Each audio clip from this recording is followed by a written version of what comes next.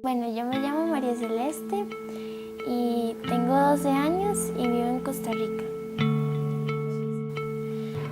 Bueno, a mí me diagnosticaron a los 11 años en diciembre. Yo cuando, digamos, salí a caminar, yo ya a los 10 minutos ya no podía seguir caminando porque ya me llegaba un momento en que me cansaba y ya no podía seguir. Y también me daba mucha sed y iba mucho al baño. Primero fue que, bueno, mi mamá me levantó en la mañana porque, bueno, yo estaba muy mal, entonces me llevó a una clínica y en la clínica me hicieron la prueba del azúcar y estaba en 600. Luego me mandaron al hospital y al de Cartago y después me mandaron al de niños.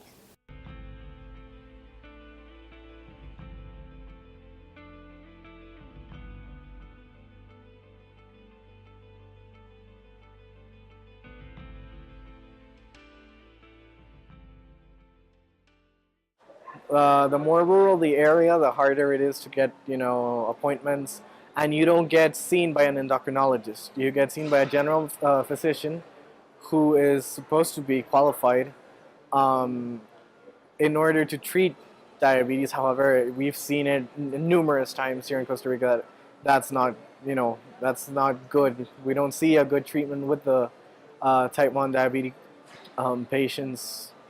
They'll usually have a higher HbA1c level, um, and it's not that great.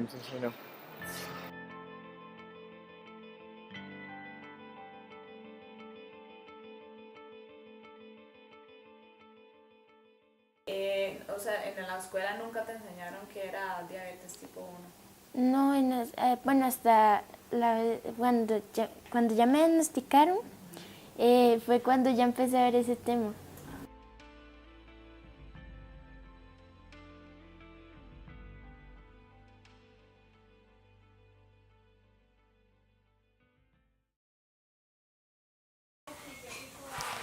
Hola, mi nombre es Paula, tengo 8 años y vivo en Costa Rica, en la parte de Yoratina.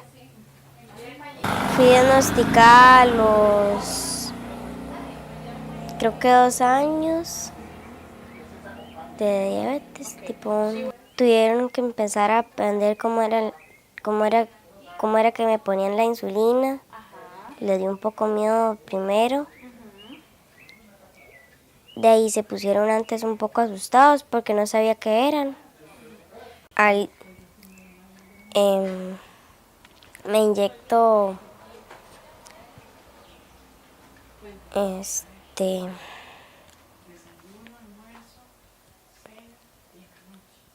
4 veces al día y 4 veces creo igual.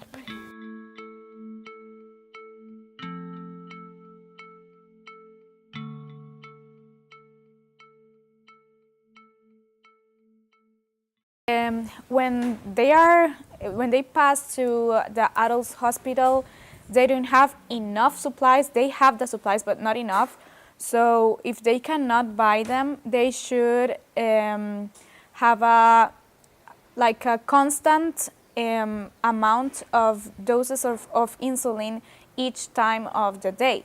So they can have flexibility in the eating part, or they're not flexible at all in their lives every day.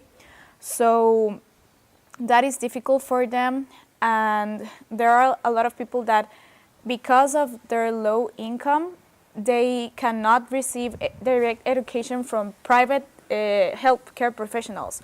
So they need to wait 6 months to see their doctors again. So in that 6 months, they don't receive information about handling diabetes, and they can pay like private ones, so that's difficult for them. For me to be relaxed to like test my blood glucose levels, before doing the gym, after each meal to see if I put the correct amount of insulin. I need to check like average 7 or 8 times a day. So I use one box of 50 test strips each week. And my hospital gives me 2 boxes each 3 months. So that 2 boxes only last 2 weeks, not 3 months. So we need to pay for more boxes of test strips that cost approximately 18, like $35, $35 to $40.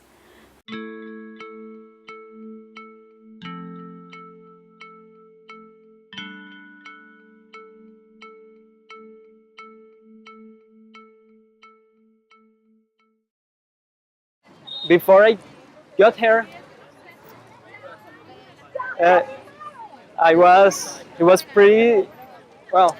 At the end of my time, it was somehow difficult because the nothing, non medication I could find. So the month before, I tried finding, meeting people, Twitter, everywhere, to get maybe a little shot, a little. Like a pen? Exactly. I'm sorry, a pen, Okay. and it was difficult. In fact, 3 months before I came here, I knew about a Venezuelan with my own condition that died that because he couldn't find the medication, and he used the same that me. The supplies that comes the most economical. I mean, the caja costarricense. To get them by the caja, I would need to go through a month or two of using Humulin. That I already did that, and was awful because my blood glucose was higher, lower. It was so unpredictable.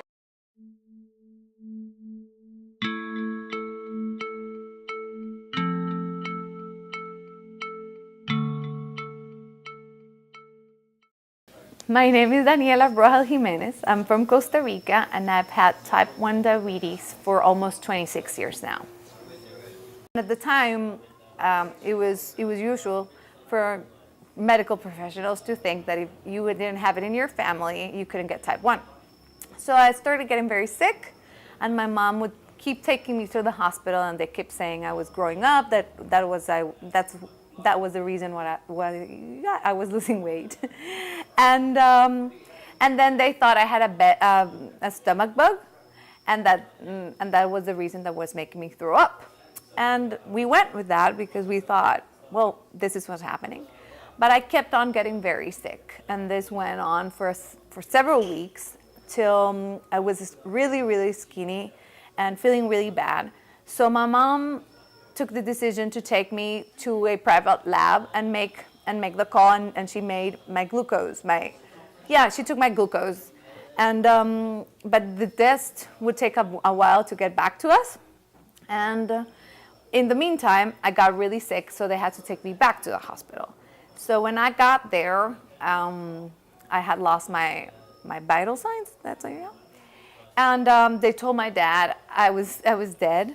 Well, clinically dead. And but luckily, I guess no, I guess not. I'm sure my uncle was a doctor at the hospital, and they did I never know this word.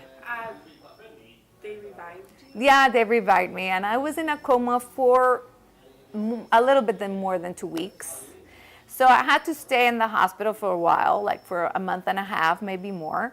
And well, that was it. When I woke up, I had it. I was very, like, I looked very different. It was a hard process because I had lost so much weight that I couldn't recognize myself in the mirror. And we didn't have much glucometers in the country. Most of them belonged to the hospital. So I had to go to the hospital to get my sugar checked with a glucometer.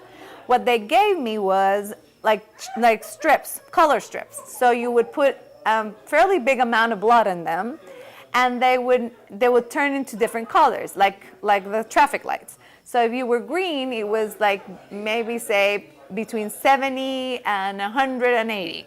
Then yellow would be 180 till 250, and then red would be 250 up, which was really hard because it could be any number, you know. Even if you're green, are you having a low or are you having a high? That was hard.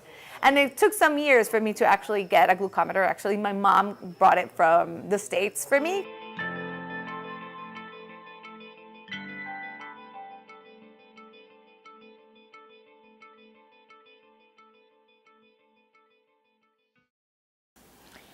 A veces no, porque como a veces estoy un poco alta o estoy un poco baja, entonces no me alcanzan y mi papá tal vez baja a una farmacia y me las compra.